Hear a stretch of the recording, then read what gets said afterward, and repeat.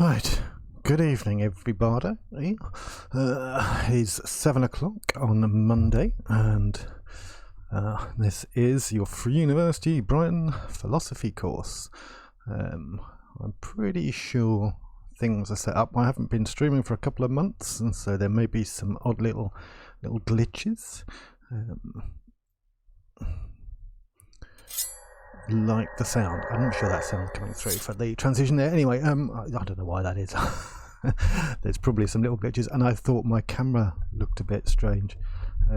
So if there's a few little glitches, I apologise, and we'll sort those out as we go along. But this is the lecture for the Introduction to Philosophy course at the Free University Brighton. This is a 4-week long course. And it's really just a good starting point for philosophy. So if you're interested in philosophy, then it's maybe, and you're at the Free University of Brighton, then it's maybe a good place to come to just have a bit of a natter to refresh yourself. If you're not sure what philosophy is, then that's the kind of point of this course, to give you a bit of a taste. And if you know that you want to get involved in philosophy at the Free University of Brighton, but are kind of new, then again, this is the place. We have a couple of practicalities that I want to deal with, just some practical stuff. So just so you understand, and we're all sort of clear on what we're doing. So the lectures are going to be at 7 p.m. They're going to be streamed on Twitch here and on the Facebook page I have. The seminar discussion is going to be on Zoom from 8 o'clock, and the Zoom's booked for an hour and a half, but I imagine the conversations generally will take about an hour or so, but we've got the hour and a half if we need it. If you want to participate in that discussion on Zoom, and you're in the Free University of Brighton, then you should be able to find the link in the River forum in the topics section. If none of that makes sense to you, then that's probably because you're not a Free University of Brighton student, and you're not on River, which is our sort of communication and learning platform. But you're also welcome to follow along, and if you want to ask questions or have a chat or find links or anything like that to readings and things, then there is a Discord server that I run. It's small and quite quiet.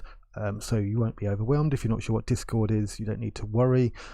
It's basically a chat space that will open in your web browser if you want to chat, ask questions, or as I say, find some readings. And so for those of you not in the Free University of Brighton, use the Discord server. There are links on, I think, the Twitch page and the Facebook page. So that's just some of the practical stuff. A little bit more. Let's have a look. There was one other thing I wanted to say. Yes. So just to sort of make sure that we're kind of clear about the course aims, because this is not going to be a detailed philosophy course. We're not going to be exploring in great depth a particular text or a particular philosopher. This is a first year level kind of course, an introduction, a taster or outline. And so, as I say, it's the kind of course you might want to take. It's the kind of course you might want to take if you want to see whether you want to study philosophy further, or if you're at university, it's the kind of course you might take in your first year as a kind of range of courses to see what a subject is like. It's for that kind of thing. But obviously, we can't see you. Is that okay? You should be able to see me now. Thanks, Elizabeth. Yeah, that was because I was just taking out the text on that. But yeah, that's the kind of course it is. It's this kind of taster instruction course. And obviously, in the seminar conversations, we can explore things in whichever way we want. And so there's a little bit of space for us to do different things there. So for some of us, it's going to be a place to think about and practice a little bit of philosophy. For others, and it's going to be a place to encounter something they're unfamiliar with and get a sense of what's involved. And so, some people are going to want to sort of, particularly in the seminars perhaps, or they're going to want to really chat about some of the philosophical ideas, and other people are going to sort of want to listen, want to watch basically, and just check out what philosophy is. So do bear that in mind. And today, what I'm going to do is talk to you a little bit about what philosophy is. Now, that's a hostage to fortune, that one. It's a really kind of, let me think, what's the best way of putting it? Asking the question, what is philosophy, is going to give you not only as many answers as there are philosophers, but it's going to give you a range of answers that vary from very, very simple to incredibly complicated. So in one sense, it's a terrible question to ask. In another sense, it's obviously, a question that we kind of have to ask. It's the same kind of question you might ask if you were wondering, what history was, or what sociology was, or what psychology was. So it's a kind of necessary question, but it's a really strange question when you come to philosophy, and we'll kind of talk a little bit about why that is in some ways. So we're going to first of all talk a little bit about philosophy in general, and then there'll be a little bit of a break, and then I will talk a little bit about an argument, a specific argument in philosophy, one from someone called René Descartes. It's an argument that's often seen to be one of the starting points of modern philosophy. And I'm going to talk you through that argument, and then we're going to have the space to chat about that argument in the seminar. So let's kind of crack on. So what is philosophy? I said that this is a kind of difficult question. This what thing here is a kind of difficult question. There's lots of problematic answers, and one of the reasons for that is because philosophy has both content, stuff that philosophers say, stuff that philosophers claim and argue for, stuff that you'd find in philosophy books. So, Bertrand Russell writes a book, Problems of Philosophy, that has a kind of content. You read through it and you read about a series of problems and what he thinks about them, and that's kind of doing philosophy. That's kind of an example of what philosophy is. But actually, the content of philosophy is there to express or put into practice an activity, and that activity is never really finished. So in some sense, philosophy is a little bit more like an artistic practice. It's a little bit more like, let's say, dance, where there's a continual kind of development of that activity, and you wouldn't sort of assume that dance can be captured by one particular ballet or one particular dancer you've seen, and so philosophy is this kind of general term that refers far more to a practice than it does to specific content, although obviously practices, as I say, are expressed in specific contents. And so it's important to try and keep this distinction in mind, because it's part of the way in which we can kind of understand what philosophy is if we keep this idea in mind, that it's an activity. Now this is a kind of curious one, because obviously we only ever really encounter philosophy's activity in its content. So we kind of are always a bit caught in this. In the sense, we always have to give an example of something that we think of as philosophy, and I'm going to be doing that later on when we talk about René Descartes' arguments. And that's an example that is what we would call canonical. In other words, it's so widely accepted as a philosophical content. It's so widely accepted as a kind of central philosophical content that it's a good place for us to kind of start from. But whilst we think about that Cartesian content and the activity that it kind of expresses, or the activity that it shows us, it's also worth perhaps thinking about stuff that we wouldn't necessarily call philosophy, but that looks quite similar in some ways, or that it seems on the surface looks quite similar.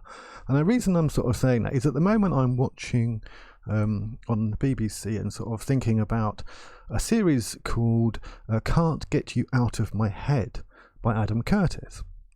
And it strikes me that there's something interesting about what Curtis is doing there. He's talking about stuff that philosophers will talk about in many ways, but it's not philosophy, or at least I would be hard pressed to call it philosophy, and I would possibly try and make an argument that it wasn't, if someone suggested that it was. Now, that's not to say it's something lower or lesser than philosophy. It's just something different. But the point is that we can sometimes identify what philosophy is when we think about something right at the centre of it, something that's canonical, like Cartesian arguments. But it's not so easy to think about it at the edges. And there's a kind of edge that blurs. And in fact, philosophers have explored this blurred edge themselves, in fact, possibly more than anyone else. Some philosophers, such as Derrida, for example, Jacques Derrida, a famous French philosopher, often associated with the term postmodernism, although that's a very unfortunate association. It's not really that accurate. But someone like Jacques Derrida would explore enormously closely and in great detail the kind of blurred edges. In fact, one of his books is precisely called The Margins of Philosophy. And so philosophy is an activity that, whilst we can kind of sort of know it when we see it in some ways, is also not entirely clear in others. And we can perhaps think of that analogy with dance here. There are certain situations in which it's fairly clear that what we're doing is watching some dancing. So if we go to the ballet, we the whole thing is set up. We're walking in there. We're watching some dancing. If all the dancers were to stand still for 5 minutes, we would probably still accept that we were watching dancing in that particular context, particularly if they had danced before that 5 minutes of stillness and danced after it.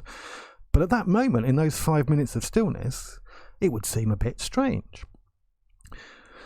Now, whilst we can kind of get a range of what dancing could be in that situation, if we were to walk out with our kid, walk down the park or something, and there's no music around, but they are kind of dancing in the sunlight, they're expressing their joy like a little 6-year-old might do sometimes, we're also seeing dancing, and there's obviously some strange connection between those two kinds of things, in which one is very clearly dancing, and so is the other in a way, but it's kind of weirdly related. And there's a lot of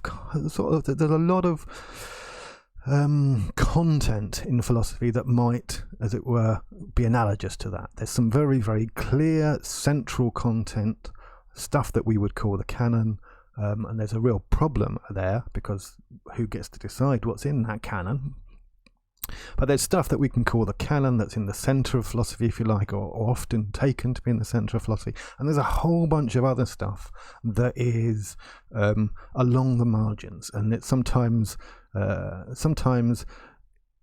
people will try and exclude from philosophy deliberately, because there's a kind of sense in which allowing it in would somehow be a problem. Allowing it into the definition would somehow be a problem. And there's all sorts of weird little value judgments and statements that can be sort of made around that. So we have to be aware that when we ask the question, what is philosophy? It's not simply a neutral question. It's a question that, in a sense, tries to define a field of activity. And it tries to define that field of activity by allowing in certain content and pushing out certain content.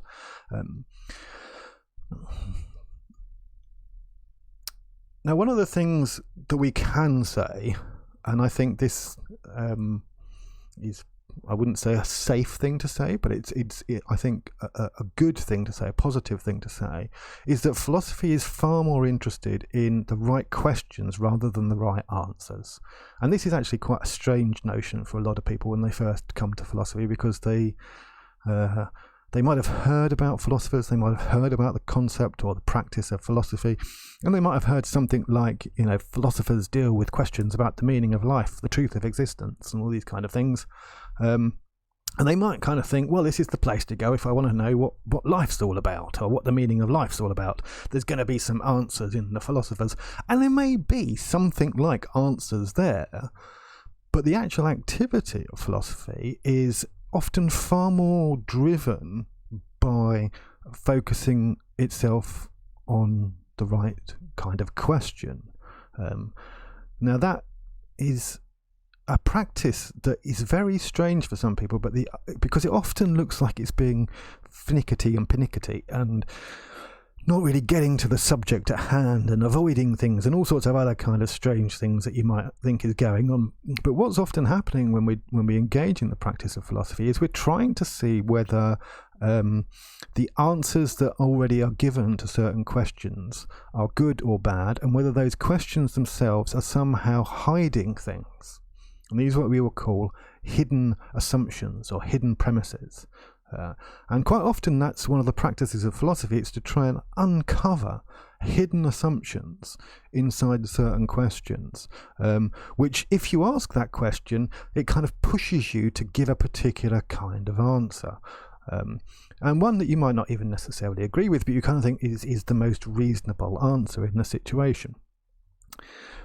So that practice of looking for hidden assumptions is kind of key. I think it's almost impossible to sort of really see what's happening in philosophy as an activity unless you kind of think about it both as an activity, but also as an activity that's far more interested in the right kind of questions, or what would be the right question to ask, by which we mean, what assumptions are being made here, and can we make them explicit? There's another thing that's kind of difficult. We live in a world of facts. Facts, science. We're told how things work. We get numbers for viruses and God knows what else all the time thrown down our neck, and we're told to have evidence-based policies and all this kind of stuff. All of which, I'm not slagging off particularly. Don't get me wrong. All of that's kind of fine, but this emphasis on facts forgets that there's something else in rational activity, which is the argument that the fact is a part of.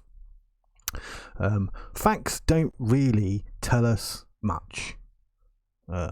It's the inferences from facts that begin to give us certain conclusions. In other words, if you get given a fact, it doesn't really matter to you. What matters to you is, what do you do given this fact? And to answer that question is to engage much more closely in a kind of rational argument. So facts don't really give us enough in some ways. And what philosophy is interested in, it's not interested in ignoring facts. It's not interested in going counter to facts. But what it's interested in is the arguments within which those facts are embedded, and within which those facts enable us to draw inferences. So let's kind of clarify that a little bit. I'm just going to pop this up to the full screen. So let's make the distinction between arguments and facts. And this is a kind of working hypothesis for us to deal with, that there are ways in which this can go wrong. But for now, this should keep you roughly on the right track until you get a bit more into your detailed philosophy. But the distinction between a fact and an argument is something like, in a fact, a claim plus the evidence that supports that claim. So you might have a claim about, the notion of gravity, or the notion of, light or something, or the particular kind of productivity of an agricultural technique, or, the miles per gallon you get out of your car or your motorbike. And so there's a fact there, this thing does this, this motorbike goes 80 miles per gallon. And I can accept that fact on face value, obviously, and quite often that's what happens with facts. We kind of accept them on face value. We kind of trust them, but we trust them because we're aware that if we find that fact troubling, or if we somehow begin to distrust it, it should have evidence to support itself. And obviously, at that point, we know that some of that evidence can get manipulated, but those are the sort of side cases. Generally speaking, the idea is that we can kind of trust a fact when we want to trust into a fact, because if we wanted to check it out, we can check it out. And what we would do in checking it out is look at the evidence to support it. Now, this is not what we do in philosophy. We don't have a claim and then have evidence. We have a claim plus reasons. And this distinction between evidence and reasons is quite a kind of tricky one, because in some ways evidence, is a reason to believe the fact. And so in that situation, they're kind of very close to each other. But in fact, reasons are far wider in context, content, and deployment than evidence.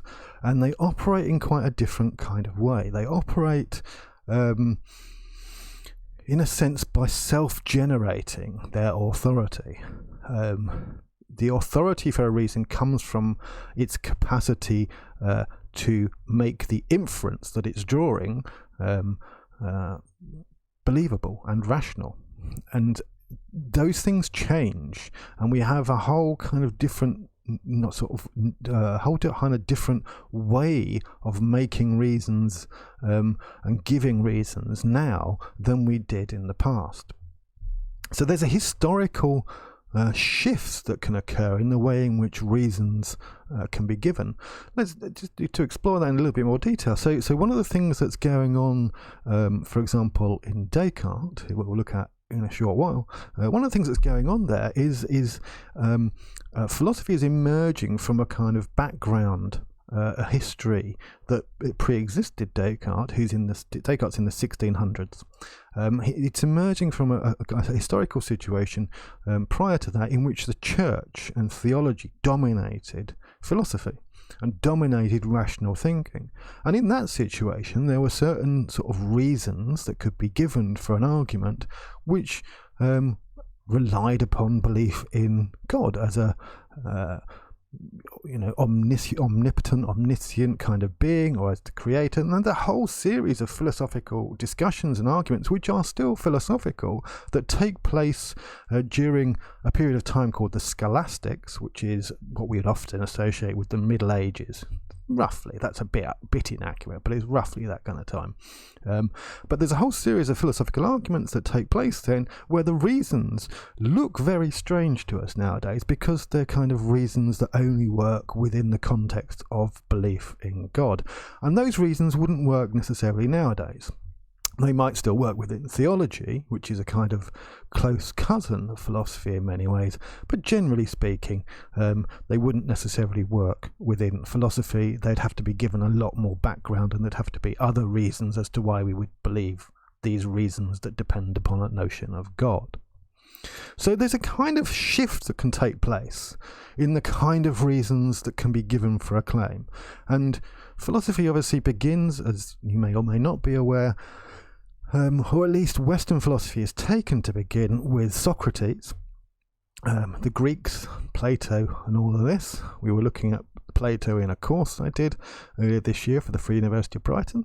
But philosophy begins at that point in time, and the reasons that operate inside some of those texts, whilst they're still understandable by us now, are often quite different from some of the reasons that we might deploy now. There, not only was there a different concept of gods, it was plural, but there was a much more pagan notion of gods in operation. So we've got a Greek kind of period in which reasons might include a kind of multiple set of gods with much more intricate and intimate relationships to the environment around us, and that these kind of form part of the reasons.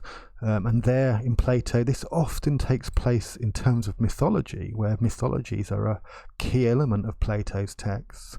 And then we might move to the Christian church dominating the Middle Ages and philosophy at that time, where reasons might include the belief in God. And then we move to a sort of secular kind of point, in which a different form of rationality, a different form of reasons can be given.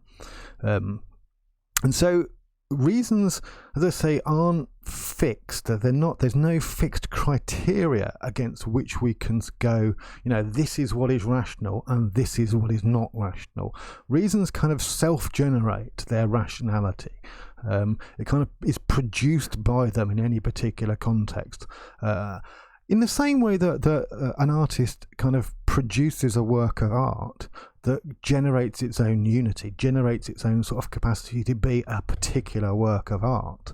A painting is not made into a painting by the fact that it's put into a frame and displayed in an art gallery. That does not make it a painting. There are other elements to that are kind of connected to the practice of painting, the kind of techniques that the person might have used, the history that they're working with. And the same thing applies inside philosophy. There's a whole series of practices and techniques and histories which it's thought to be kind of background context to any particular activity in the contemporary moment. So what kind of areas of work and tools does the philosopher use? One of the things that I like, and this is sort of mentioned somewhere in the Simon Blackburn text, the Think text, for those of you on the Free University of Brighton, this is part of your readings around this week. One of the things that's kind of mentioned there is this idea sometimes called conceptual engineering. And this is one of the ways in which I like to think of philosophy. What we kind of do in philosophy is we take the kind of conceptual structures that exist in our culture and within which we live. And what I mean by conceptual structure is, for example, what it is we think a human being is. This is kind of a conceptual structure of what it is we think the economy is, or what it is we think justice is. These are all kind of conceptual structures that we live within and that we kind of work with. Maybe not quite sure exactly where they come from, but you know that they're around you, and you know that sometimes, let's say with the concept of justice, that they can have quite direct impingement on your life.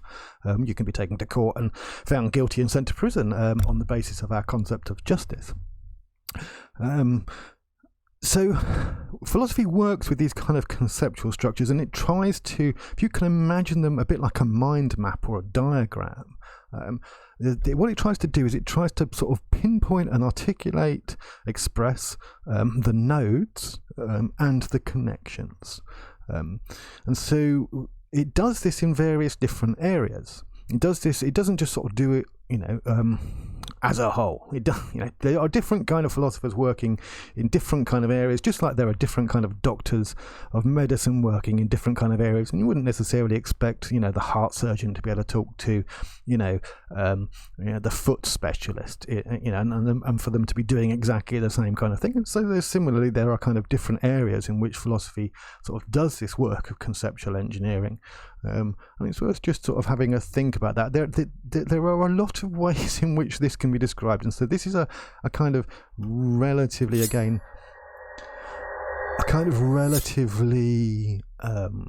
it won't get you to go too wrong, but there are lots of reasons why other people might have different setups.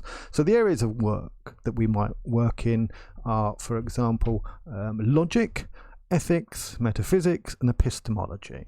These are four kind of key areas that are very, very often identified with philosophy. So logic, as you may have, you may already know, structures of arguments. So those diagrams or mind maps of a conceptual structure that I described, where you have kind of a node and a connection, those diagrams aren't necessarily static. They're often a bit like scenes that play 1, 2, 3, 4, 5, and you can kind of move through them, and there are kind of developments that are made. So the structure of an argument is not just the way in which things are related, is as it were a cross section, but how things are related in terms of how they develop. But in terms of logic, also a lot of philosophers will argue that what's actually going on in logic is not just an abstract discussion of the structure of certain rules of the game, if you like, but actually what they will argue is that they're investigating the way in which thought itself happens, and the kind of what we might call the laws of thought itself. Now there's that distinction between whether logic is looking simply at, as it were, the rules of the game, or whether it's looking at thought itself and the rules of thought. That distinction is a big distinction within logical work. Oops, that's my little alarm going off there. Just turn that off. It's 7:30 apparently. So, logic is a far more complicated and interesting subject than just the kind of dry one you might necessarily think about. Ethics, you probably all know what ethics is without thinking too much about it. You might not know the ethical systems, particularly the sort of dominant ethical systems that exist, as I say, as part of the kind of canon of Western philosophy.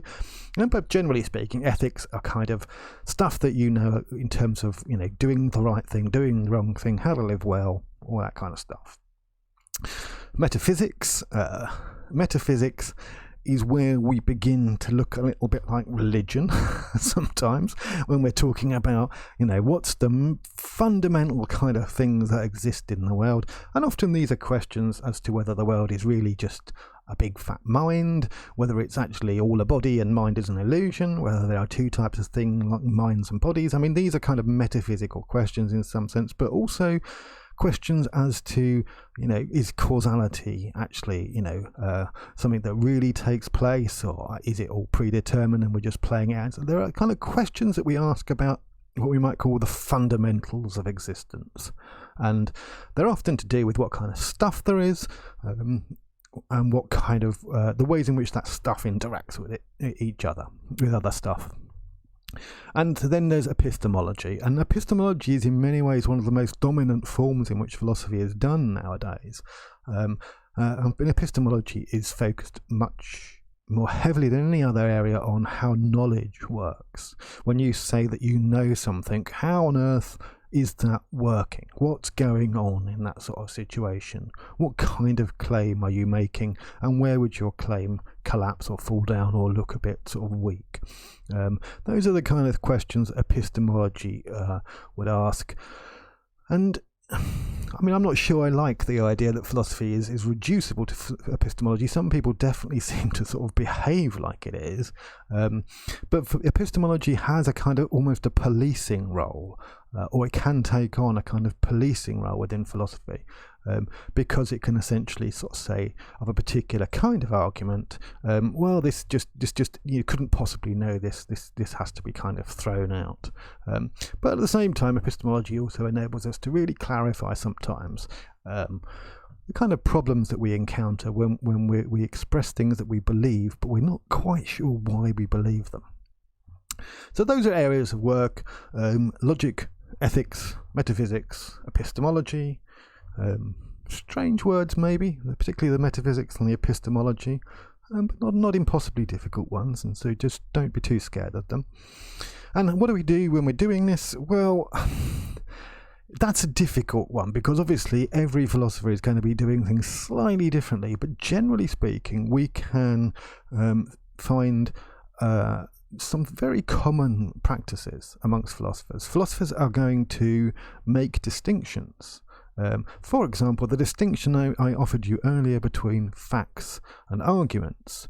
I'm trying to kind of clarify things or typographize things there by making that distinction, and that distinction will enable me to make certain other argumentative moves. So one of the things that philosophers do is make distinctions. We carry out what we can call analysis. This is in fact generally the basic way in which philosophy looks to most people. It's a kind of analysis, and that's an analysis of speech and of text and of actions. So obviously when we're doing ethics, for example, we're far more likely to be analysing actions. When we're doing epistemology, we're far more likely to be analysing speech, quite possibly. And so different areas will use different kind of tools in their own particular way. One of the other kind of things to do with tools is there are kind of elements that are very, very important to philosophical work. One of those is language. And the easiest way of thinking about that is that philosophers pay very close attention to language. Perhaps the only people that pay such close attention to language, and there's a lot of crossover, there's a lot of sympathetic resonance between these two kinds of people. Perhaps the only other people that pay such close attention to language are poets, who kind of live right inside language and its expressive capacities. And philosophy often lives right inside language and its expressive capacities in a slightly different and more curious way. But we pay very close attention to language. We use, deploy, create. Some people would argue that we can't possibly create, but we invent perhaps, or we discover concepts. Concepts are a kind of absolutely central thing to philosophy. And concepts, we can think of them as a kind of grouping and gathering practice. So you group certain things together, and you have a way in which you can sort of bring them together, and that's what a concept is kind of doing. And we also use imagination. It sounds a bit odd. Philosophy is often thought of as a bit dry and a little bit kind of boring, but actually it's an incredibly imaginative practice, and some of the best philosophical arguments come from a very strange imaginative place, and hopefully we'll have a little bit of an example of that when we look at Descartes in a moment. I'm going to take a break there. I'm going to give you 4 minutes, so go and sort of stretch your legs and whatever, and have a little bit of a rest, particularly if you're watching. Rest your eyes, rest your ears, and that kind of stuff. And I'll be back in 4 minutes at 7:40.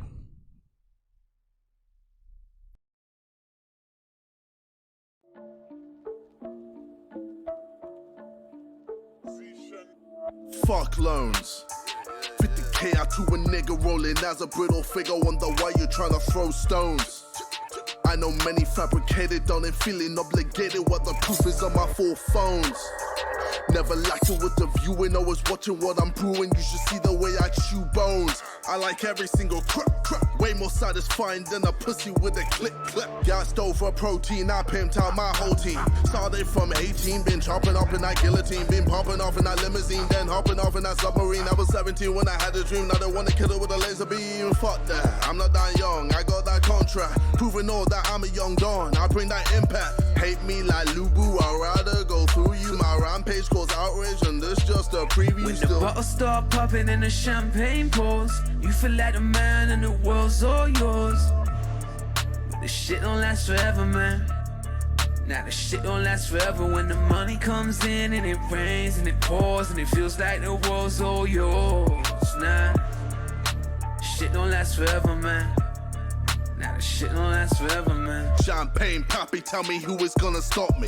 Come through cocky, ain't no wonder she gon' fuck me. I'm the actor and the athlete. No, you got your ass beat. I'm not tasting back if I'm fucking and it's a bad beat.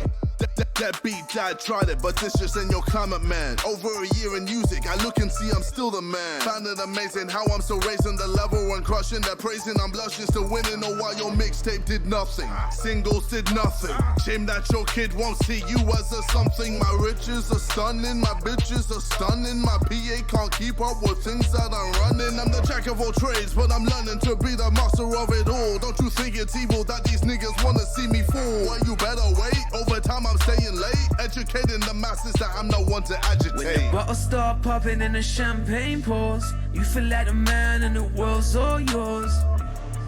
But the shit don't last forever, man. Now the shit don't last forever. When the money comes in and it rains and it pours and it feels like the world's all yours. Nah, shit don't last forever, man.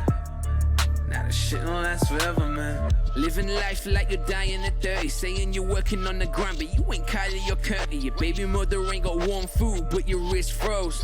Kicks looking clean, but your daughter ain't got school clothes.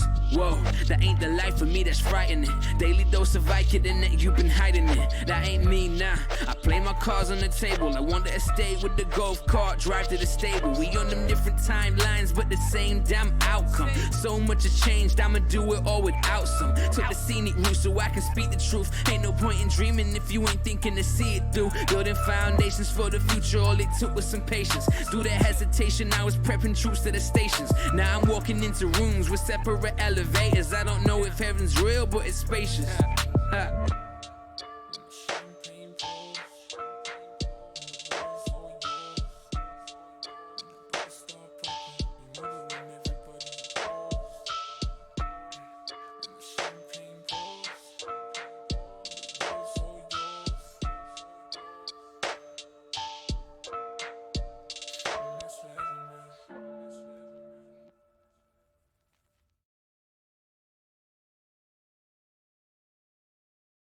Yeah, right. Yeah.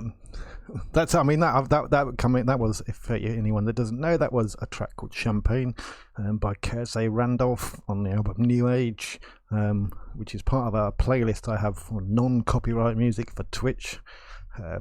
But Twitch seem to like. Or in fact, it's not Twitch's fault. There's a whole bunch of people running around slamming what's called DMCAs on Twitch music.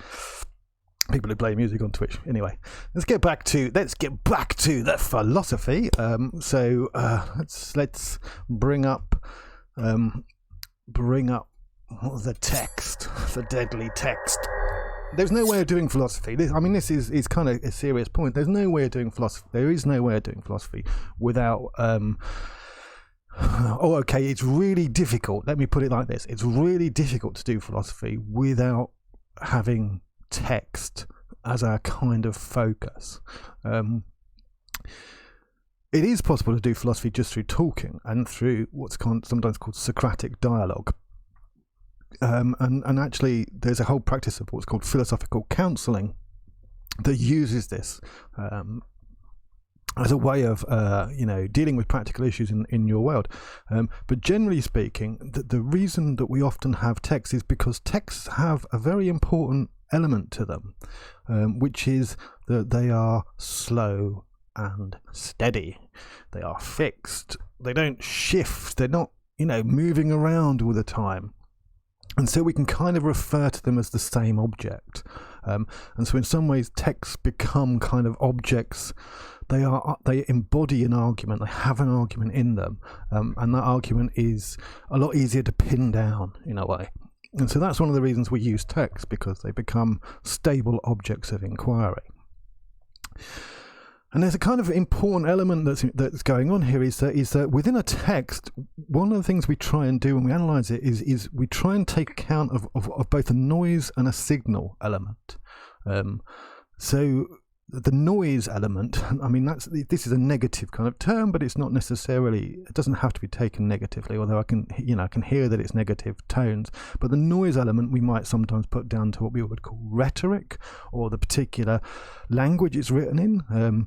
Both of those are kind of key elements. So a philosophy text might be written in English or German or a whole variety of what are called natural languages, and they will add a certain tone to the text in a way of it being capable of being expressed, or it might be written as a polemic, or it might be written in the middle of an argument, and so there might be a kind of rhetorical tone, a kind of musical almost tone.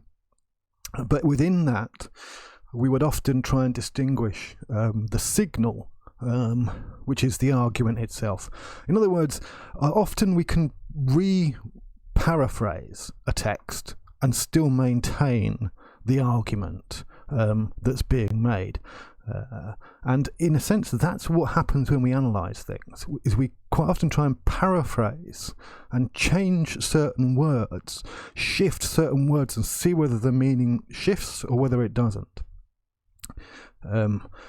This is called the salvar veritate test, if you like, if you want a bit of a jargon. But does the truth remain the same if we change certain words? If we express it slightly different, does the truth of the claim remain the same? And so what I'm doing here in this particular text is going to run through quite quickly. Is I'm going to run through, as it were, the signal that comes out of Descartes. The argument he gives in his first and sort of early second meditations. So this is the name of a sort of text he wrote, the Meditations. And in doing so, obviously, I'm going to present it in such a way that other people would present it differently. So each of us is trying to work on what's going on in that text, the signal, trying to analyse out. And so this is Descartes and his method of doubt, sometimes called the argument to hyperbolic doubt, the argument to completely overblown, completely over the top, hyperbolic doubt. So the first point is that Descartes is trying in the 1600s, his argument is in a situation in which he's trying to work out how to make science, a relatively new thing at the time, secure. How to make it secure against skeptics who go, yeah, it might be the case or it might not. And so he wants to sort of secure certain foundations, and he knows that he sometimes gets things wrong. He knows that because he sometimes gets things wrong, he wants to be able to clarify that science is going to be built on foundations that are certain, and that this is going to be the way in which we can kind of preempt the skeptics and make science something worthy of the name of knowledge.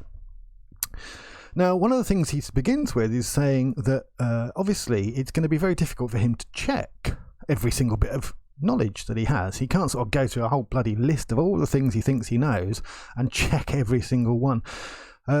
So what he does is go, well, let's take the kind of the easy route. So if there's any reason to doubt a particular piece of knowledge, let's just chuck it out. It might be right, but let's just chuck it out for now. Let's see if we can find some particular bits of knowledge that we can't doubt. Because if we can find those ones, then we can start there. We can use those as our foundations. And so he's going to go through a way in which we can chuck out stuff that we believe. And this is the hyperbolic doubt. He wants to sort of, as it were, cleanse or purge our knowledge, so that it's so impossible for a skeptic to get at us. It's so impossible that science is going to be able to sort of rebuild itself on these secure foundations that are unassailable to a skeptic, because we've been more skeptical than a skeptic, And so we're going to go through these processes. First of all, he says we're going to chuck out, this is Descartes, we're going to chuck out every bit of knowledge that I think I get from my senses, because they're unreliable. We know that a lot of the time, things that seem to be true, that derive from my senses, we are often things we can be mistaken about. And these can be, very, very simple things like the way in which water distorts a stick when you put it in it and makes it look bent.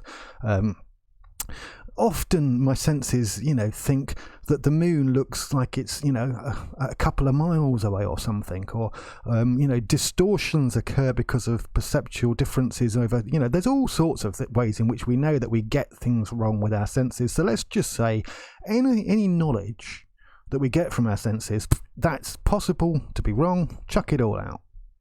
Now you might wonder what the hell's left. And of course there are certain things left. And that in itself is interesting.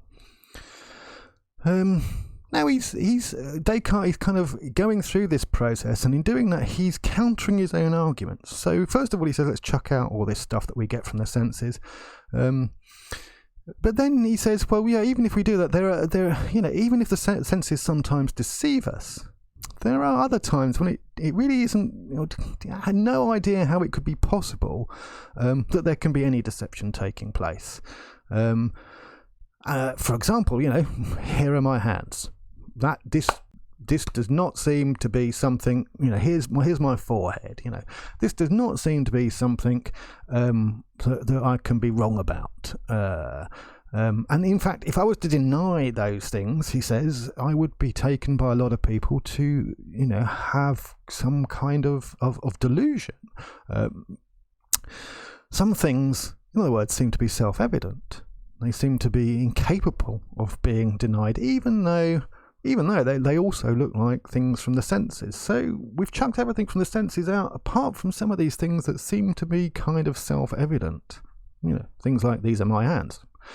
And interestingly, that particular notion of using these are my hands as a kind of point of certainty is going to reappear in the early 20th century with someone called G.E. Moore around the issue of ethics. But let's get back to Descartes.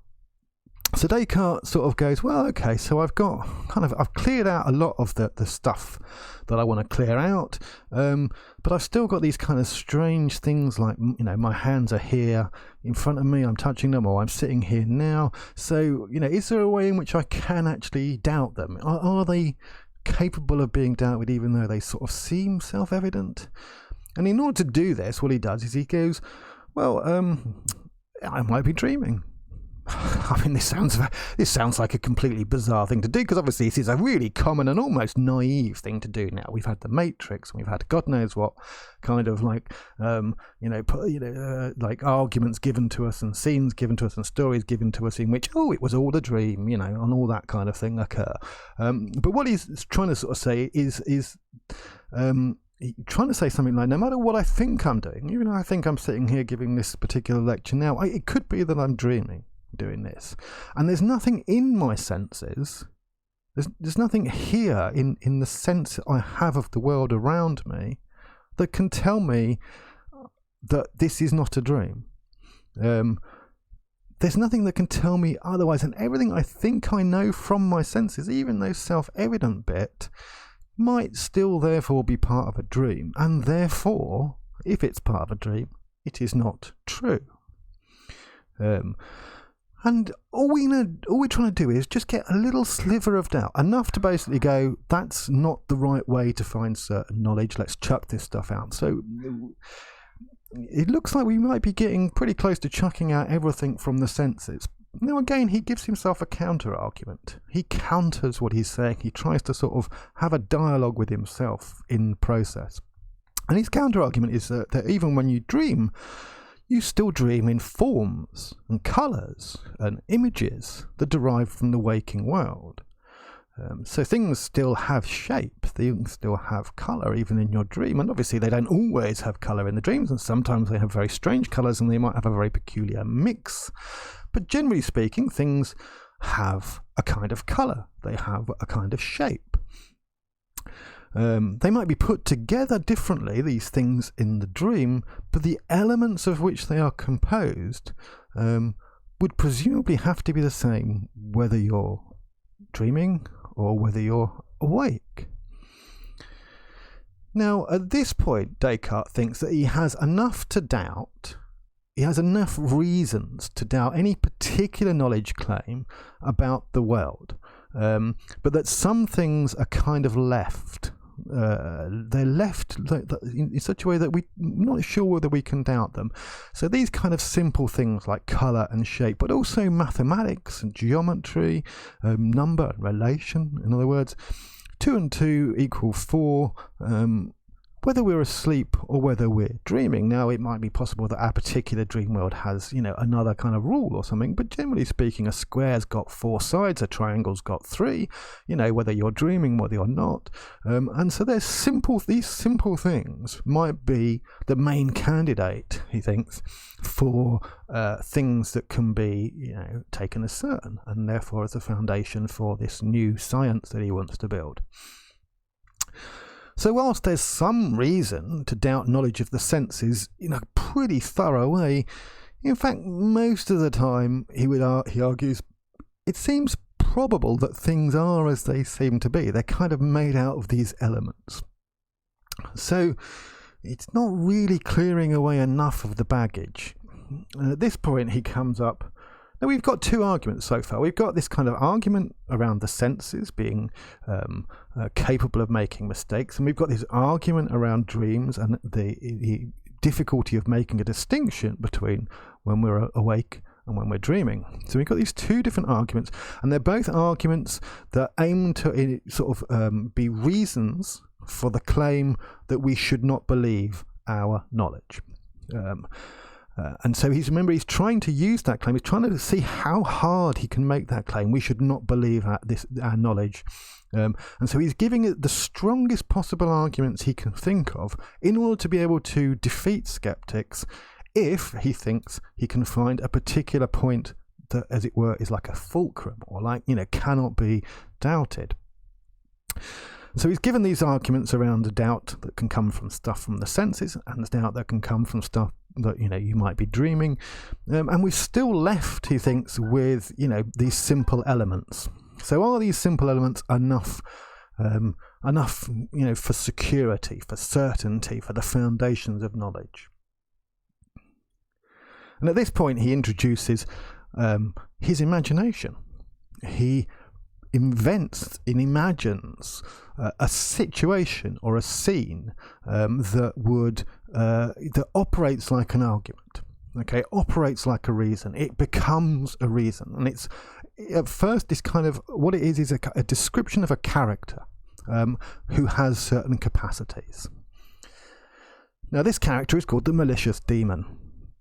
Now, the argument goes something like this: what if the world is not what it seems at a much more fundamental level?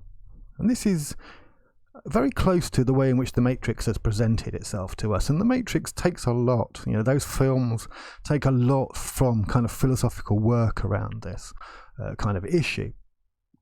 So instead of making mistakes, let's say over the length, the distance between here and the moon, or the stick in the water, instead of it being a mistake, what about there's a character out there, some sort of malicious demon, who is actively deceiving me, And these mistakes are just the point at which I kind of notice the deception. But what if the deception goes much more deep? What if it goes, far more into the things I think of as being certain? So this is a skeptical argument. Imagine a malicious demon of the utmost power and cunning who has employed all of his energies, and they're omnipotent and omniscient energies. He's employed all of his energies in order to deceive me. Is there any way at all that I can find certainty about anything in the face of such a demon? And this is where he thinks he gets his moment of certainty. His moment of certainty is what he calls the cogito, the I think. And sometimes it's called the cogito ergo sum, the I think, therefore I am. It's a very central moment inside philosophy, inside modern Western philosophy, and it's one you may well have heard of. And it leads to the moment of the cogito because even if an infinitely powerful malicious demon has deceived me about everything, I can be certain that I exist as long as I'm still doubting, because I'm thinking in that process. And I can almost say something like, I doubt, therefore I am. Now, why is this? And this is where we begin to do this analysis process. We kind of try and see how the structure of something works. And so what we can say is something like the following. From inside, from within our kind of situation, if you like, as we go through this process, the experience of the cogito, the experience of this moment of, acknowledging and recognizing that you're doubting, this is an act, not a fact. It's something we're engaged in doing. And I'm encountering the fact that I'm actually doubting. So when I try and actually imagine this malicious demon deceiving me, I'm involved in this act of thinking. And I'm doing something here. I'm thinking. And at this moment, in encountering the act of doubting, I also encounter the certainty that something is doing that doubting. And I take that something to be me, most usually. But from the outside, we can also see that the demon has got a real problem because it's logically impossible. It seems to be self-contradictory for the demon to make a non-existent thing thinks that it exists. And so if I didn't exist, then I wouldn't be able to think that I couldn't exist. And so there's a kind of logical structure here that seems problematic, and then there's an experiential structure that seems to give you certain sorts of evidence or certain sorts of reasons for making claims. And these claims are basically, the claim is, I think, therefore I am. And the rest of these kind of give you evidence and reasons for it, and they're taken up to this point. And from this moment, he wants to then build out the world. Now, that's a whole different story and becomes much, much more complicated. But that argument that he's trying to present, that kind of moment of hyperbolic doubt and its consequences, this argument it's crucial to understand deployed in a strategic way. So it has a kind of noise. It's caught inside a kind of dialogue and discussion with people he wants to be able to defeat rationally. It's got imaginative elements, the malicious demon. It's got logical elements to it, the logic and possibility of making a non-existent thing thinks that it exists. And it's got a whole sort of series of structures that we can begin to experience, describe and outline, and in doing so we're engaging in philosophy. Okay, it's 8 o'clock. I'm going to open up the seminar, and for those of you who won't be along to that or are on Twitch and just chilling out and watching, next week I'm going to talk a little bit about David Hume. And we're going to continue a rapid survey of some philosophy by looking at his arguments to do with causality, where David Hume seems to basically think that there's no reason why we should think one thing causes another. And you'll notice that both Descartes and David Hume, they have this problem of skepticism that they're dealing with. And that's going to be an interesting theme perhaps we can talk about in the seminars. Thank you very much, everybody. Lovely to see you all. It's great to have so many. If you want to chat in the chat on Twitch, you need to follow. And as I say, if you want to ask questions and stuff and you're not in the Free University of Brighton, then use the Discord. There's a link somewhere. For those of you in the Free University of Brighton, I will be closing this, opening up the Zoom room, and you will be able to join there shortly. Thank you very much, everybody.